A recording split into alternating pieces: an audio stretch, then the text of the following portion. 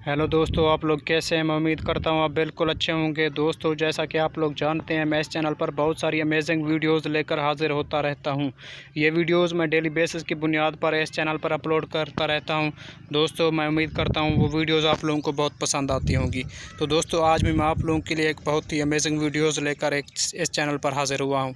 तो सबसे पहले मेरी आप लोगों से एक छोटी सी रिक्वेस्ट है, अगर आप लोगों ने अभी तक मेरे चैनल को सब्सक्राइब नहीं किया है तो जल्दी से मेरे चैनल को सब्सक्राइब कर दें और साथ में दिए गए घंटी के निशान को भी दबा दें ताकि नई आने वाली वीडियो का नोटिफिकेशन सबसे पहले आप लोगों को मिले।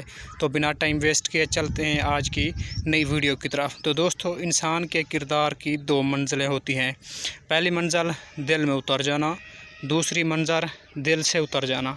तो दोस्तों, इसमें जो सबसे अच्छी मंजिल है वो ये है कि दिल में उतर जाना। तो अगर आप दिल से उतर जाते हैं तो आपके किरदार में कमी वाज़ेह हो जाती है। तो दोस्तों, आप कोशिश करें कि अपने किरदार को बेहतर से बेहतर बनाएं, क्योंकि इंसान की शख्सियत इंसान के किरदार से ही पहचानी जाती है।